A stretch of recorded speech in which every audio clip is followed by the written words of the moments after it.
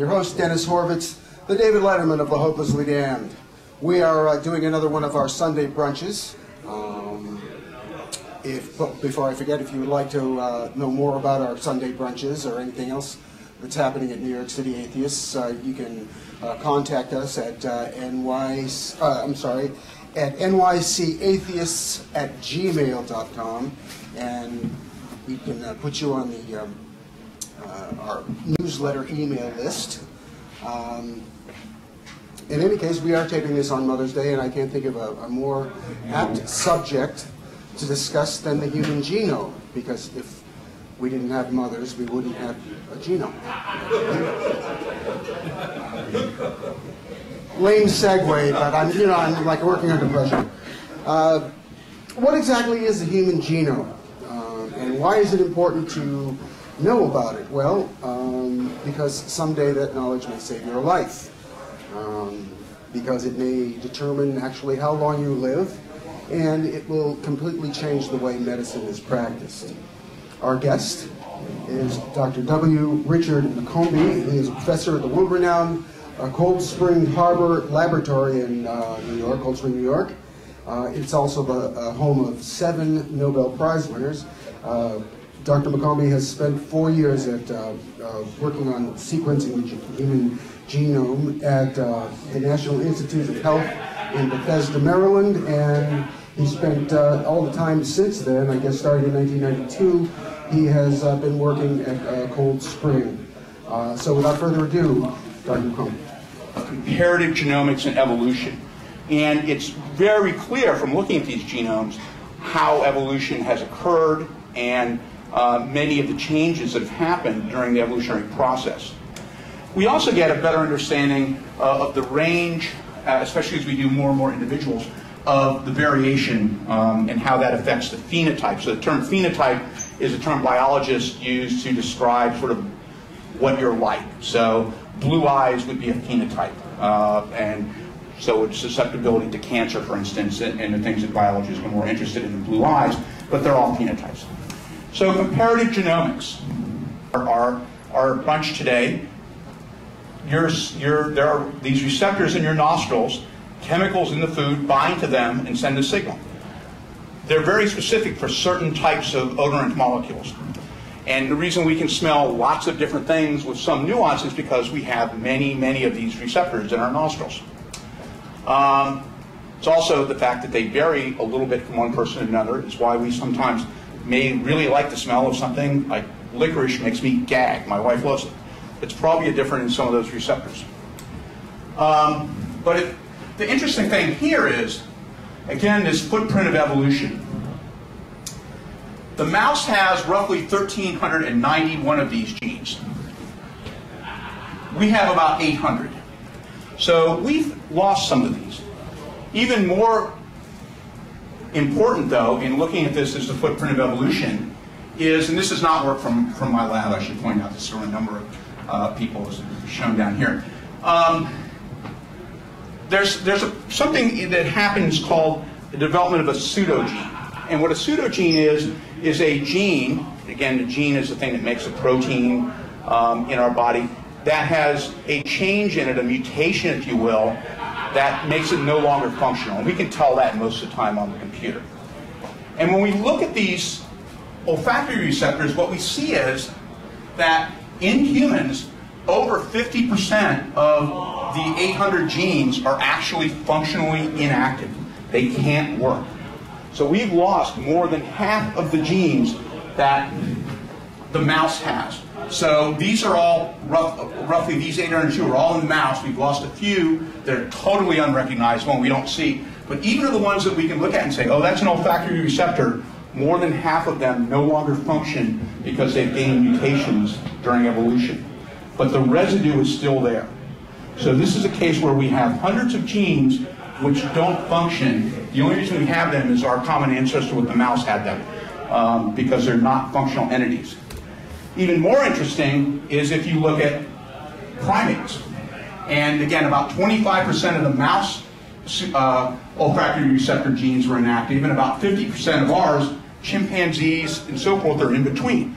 Which, if you think of the biology of these organisms, how much a mouse depends on smell versus a chimpanzee versus us makes perfect sense. We are not nearly as dependent upon our sense of smell for things like running from prey as a mouse is, or even a chimpanzee. And so this is consistent with the biology of the organism. And again, the chimpanzees have roughly the same number of 800 to 1200, with about a third of them inactivated because of mutations. But the residues are still there, showing that their common ancestor actually had these, as did ours and the mouse common ancestor. They just no longer have them as part of their repertoire for smell. So for the second half, and well, a bit more than half, I want to talk about individual genetic variation. And again, remember that first genome sequence took about 10 years to do. It took 600, 800 people, minimally. I've seen the cost estimated anywhere from 50 million to 300 million. I actually was describing this process, giving a tour to our lab to former Governor Spitzer, actually, and I said it took 10 years, and he said, really? I would have said it took 100,000 years. He said, well, fair enough point, because it took us that long before we could do it the first time. It took us 10 years once we started trying. But that took anywhere from 10 to 100,000 years. So I want to talk about why individual variation, not just, again, this reference composite sequence that we did over a 10-year or 100,000-year period, but about individual sequence. So the reason that's important is everyone in this room here on each of our chromosomes has about, on average, one variation from the next person per 1,000 bases. So if you think of that, over 3,000 bases, that's about 1 million variants between any two individuals. Those variants are really, at a biological level, responsible with interaction with the environment, but are responsible for our individuality, our susceptibility to disease, our susceptibility to environmental insults, our longevity, as well as to some extent our behavior. This is an interesting example that I wanted to use just as an example. So this shows actually a genetic change between individuals, and it's going to be a little hard to see. This was a gel analysis done by someone in our lab. This is actually a change involving more than one single nucleotide, and so I talk mostly about variation in terms of a single change out of that 3 billion. This is a change that involves a segment of about 100 nucleotides that are contiguous. What you can see here is that this same region, without going into details, is present in 3 different forms. A large form, a medium form, and a small form. And I apologize, that's hard to see. Any individual is going to have 2 of those. One from each chromosome, one from their mother, one from their father. They can have 2 of the same. They can have two medium, like this person, they can have a medium and a large, they can have a medium and a small. They're independent events, but they have 2 of these. What this paper shows is the impact of these. And what these researchers found is that depending on which version of these you had and your environment, it had a statistically significant impact on your behavior. One form of this region of the genome,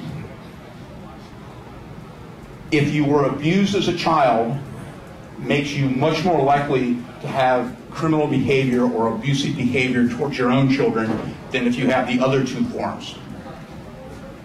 If you're not abused as a child, having that form has no impact on your behavior statistically. Again, this is statistical. It's not an individual situation. But if you take 1,000 people that have one form and they're abused as children, they're much more likely to be abusive parents than 1,000 people who have the other form. So people who have the other 2 forms, it doesn't matter if they're abused or not, they're very unlikely to be violent or abusive as adults. People who have the abusive, the at-risk form, if you will, who are not abused have no more likelihood to be abusive as adults. It's only the combination of the genetic background and the environment that lead to the phenotype. I use this example when I teach sometimes, and one student actually raised her hand. She said, "That makes me very uncomfortable." And my response was, "Good, that's why I showed it to you." Because this is more and more. This is first example of this, maybe it's in 2002, a year after the genome was completed. As you'll see, these are becoming more and more and more common. So, the future of this field. There very recently, and by that I mean the last 3 years maybe, 3 to 4 years, been incredibly profound changes in the way we can do this. It's been a little longer than 18 months now, although it's still actually changing at a very rapid rate. They're going to completely change our ability to understand individual variation of the genome, because they're going to let us capture that individual variation and study it in a way that I would have never thought possible at the time the first reference sequence of the genome was done. This shows our lab now. It's actually a couple years old, and there's these machines in there. I just want to show this because I want to show a little bit of how this is done, because it's really quite amazing technology that was developed by a couple different companies. We use one from a company called Illumina, originally developed by a company called Solexa in England that Illumina bought. Not really relevant to the scientific issues. Each of these boxes now, so I told you it took about 10 years to sequence the first genome, about 600 people. One of these boxes will sequence the complete genome in 6 weeks now. And I'll show some more examples of how those numbers are changing. The way these work is actually quite fascinating. They take actually individual DNA molecules and they put them on a solid surface the size of a microscope slide. Millions of them, hundreds of millions of them. They then add the 4 bases of the genome, A, C, G, T, each with a different colored dye on it. And they add them in a way by chemical modifications I don't want to go into, so that each of those molecules on the surface gets 1 molecule added to it. Then they take a photograph of these hundreds of millions. They actually take tens of thousands of photographs. So one of these machines kicks out about 8 terabytes of image files in the course of a run. Each of them showing the 4 different colors as each molecule, each of these bases is added. Now, they said that, I hope I said that the genome is a chain of these ACTG in order. And so what this does is basically let you actually read how the bases are incorporated. So this molecule here, the sequence of the bases is TAAGT. And it does that just by taking sequential images after adding 1 base at a time and seeing what color gets added. It's that simple.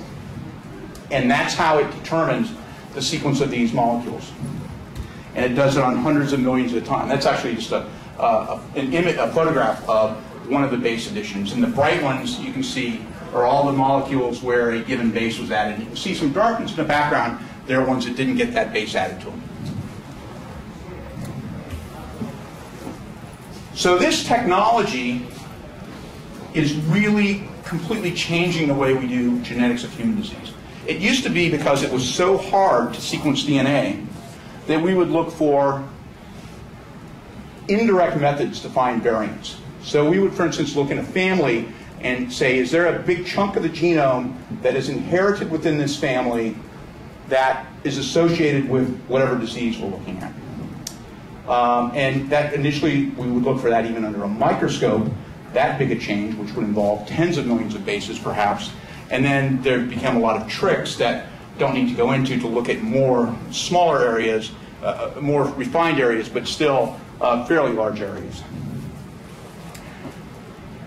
But what we're really getting to now, because of this new technology, is being able to skip those indirect methods and looking for the best methods to do it more directly. We've always been limited by essentially cost, being time and money, and sort of the window that we would look at in the genome, because we didn't have the technology to look at the whole thing.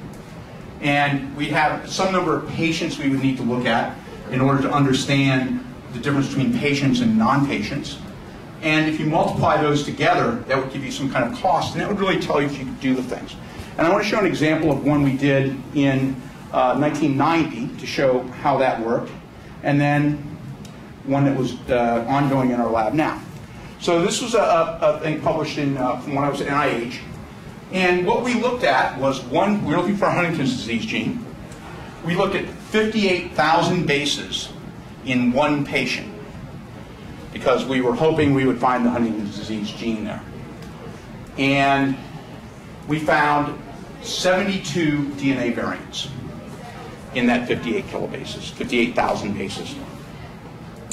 That took about, well, I'll show, but it was a major effort for a big part of my life. Literally, I remember one day when I was asking myself, what am I doing? Because I encountered in the same day 2 morning rush hours.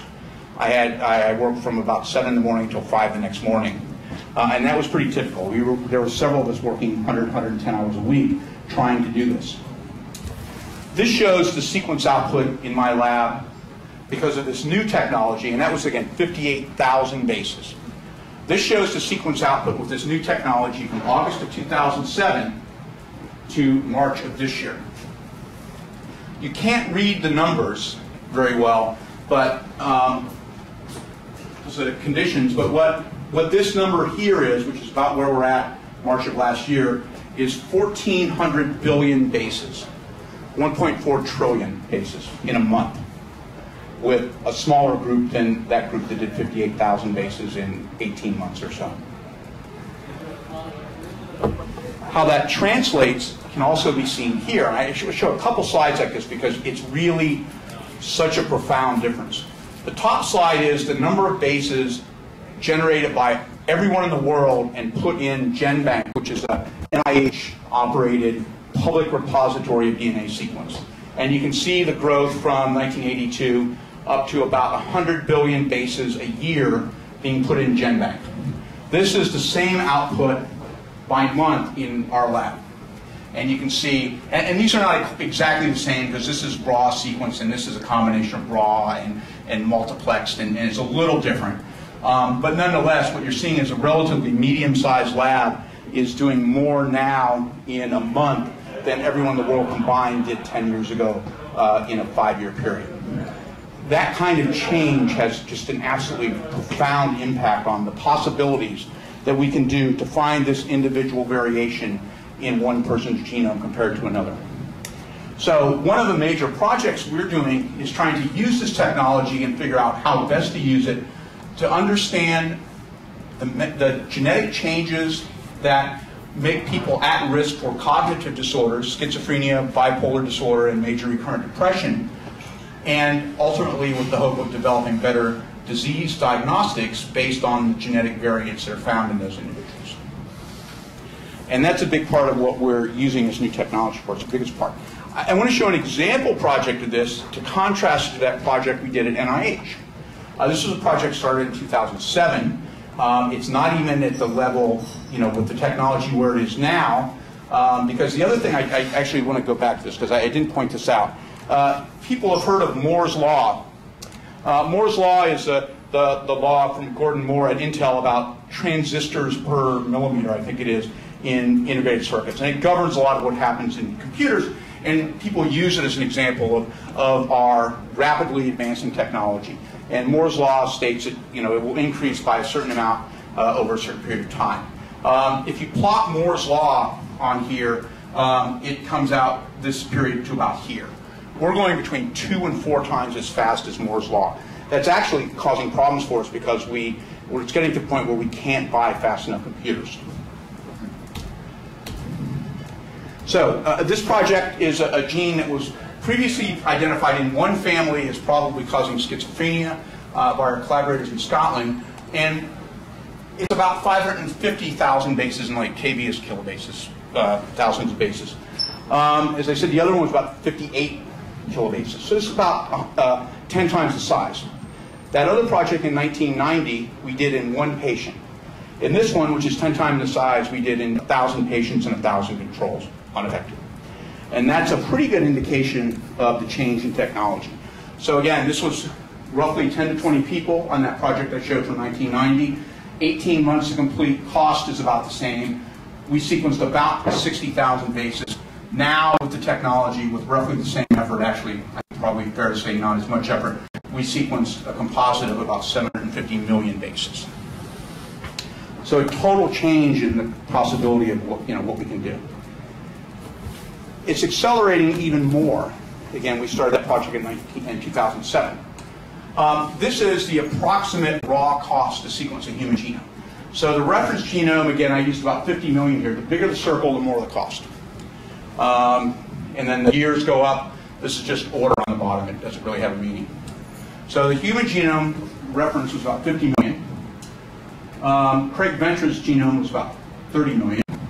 Jim Watson's was a few million. And it keeps going. And there's actually, although you can't see it, there's a dot up here. You can't see it because it's so small. So we've gone from 50 million minimum here. Some people have said it's more like 300 million. It's 50 million. It's now, at the beginning of this year, it was about 25,000. It's now about 9,500. There are two companies that are predicting it will be between 100 and 1,000 by the end of the year. I actually don't believe either of them. It probably will be, though, 1,000 by the end of next year. The cost is an absolute free fall. And think about 50, this is a big international research project, $1,000 a CAT scan. And that totally changes a lot of things, including medical practice.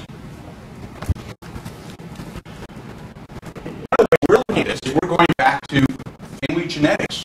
But the idea that no longer we use indirect methods. We have a family with an important genetic trait that moves through the family. We can actually just sequence the genome of all the individuals. So our collaborators in Scotland have a family of 135 members. 27 of them have bipolar mutation. So those disorders, bipolar is about 3% of the U.S. population, Scotland too. So way more than you'd expect statistically. So what we did is we just actually sequenced full memory and completely sequenced their genome. That first genome took 10 or 11 years to do. We started in December and sequenced the complete genomes of November, sequenced the complete genomes of 5 of these individuals and are now analyzing the data. And that's just in our lab. And what we're looking for is basically what are the changes that occur in those genes that are associated with the people, we sequence people with and without bipolar, that are associated with the disorder and are passed from parent to child. You know, and they gave them the guy was 100% cancer free, but then another genetic pathway developed, you know, for the same cancer, and the cancer took off, you know, the cancer developed again, and, you know, the guy got an extra year of life, and yeah, there's actually two questions there. One is about the things like the Hox genes. I'm wondering if you are related. Well, sometimes yes, sometimes no, depending on in the case of cancer, the individual cancer. So there's a couple of reasons why a person who might respond to chemotherapy may no longer respond. One is the tumor cells become resistant. That happens. Another is there's another alteration that sometimes is actually even caused by the drug, because some of these are pretty nasty drugs. What people are using now, and I'm not a clinician, but you know, in talking with clinicians, what they're using more and more now are combination therapies, where they actually hit with multiple drugs to try to preemptively catch those offshoot pathways. And as more and more the complexity is understood and how the pathways interact, that should presumably become more effective. Some of the proteins that are made are, as you say, proteins that regulate other proteins. And I didn't really talk about that because it increases the level of complexity vastly, and I didn't want to do that. But in fact, those roughly 20,000 proteins we make from our 20,000 genes, some percentage of those, and actually a fairly large percentage, regulate the function of other proteins by binding to their DNA at a certain spot and changing how much that other protein is made. And defects in those are in many cases very important clinically. Aren't Hox genes also involved in the overall body plan? Yeah, they're involved in body segmentation, actually, and going back to insects where they originally found. I'm sorry, I want to get to Howard. Yes, I was wondering how you can tell in your analysis that the gene is starting and how it ends, and whether your analysis also includes analysis of the nonsense DNA. Well, if we do the whole genome, it includes the nonsense DNA. Where it starts and where it ends is a combination of computational prediction and sequencing of protein, of messenger RNA, which shows where the gene starts and ends. And some genes are defined very precisely because they've been extensively studied. Others it's not so clear, and we're estimating based on computer predictions. In terms of nonsense DNA, when we sequence it, we capture it. Most of the things we're doing right now, we hope it's not in the nonsense DNA, because it's much more difficult to interpret that in the lab. In fact, you have to interpret it in the lab, whereas if there's a change in a protein coding region, we can computationally say, okay, this will change this amino acid to this one, or it'll stop the protein, and we can make a pretty clear prediction that that will have an impact. If it's in a regulatory region, or in an identified regulatory region, or in a region where nothing known about it, which is to some extent what's called nonsense, it just means we don't understand what it's there for. It may be nonsense, it may not be, then it becomes very difficult. So like with these families we're looking at, we're initially looking for the low-hanging fruit, really, which is the things in the protein coding regions. Can you hang on for a little while longer? I want to get some more questions here. This lady, and then, go ahead. Oh, thank you. I was very glad to hear we were doing quite well with the GFC. There's an English professor who wrote a book called Seven Daughters of Eve, which is not at all religious. And he's talking about a genetic bottleneck about 70,000 years ago, for whatever reason. Would we be better off if there hadn't been one, or would we be worse off? And do you actually, because I assume it's theoretical, do you... I'm not real familiar with that kind of population population genetics, to be honest. And as far as whether we're better or worse off, I think it's impossible to predict. Yeah, it's what we are. And they claim it was because of a massive mega volcano. yeah, well, and there's been, genetics. I'm interested in. I want to know whether we probably asked them. Whether because it seems we have a very small variation. Yeah, I have to say, I had this argument last week with I was at a meeting which brought together linguistic theorists and geneticists to talk about the theory of language. And I had this argument with the linguist saying, and they said there's no variation in language acquisition.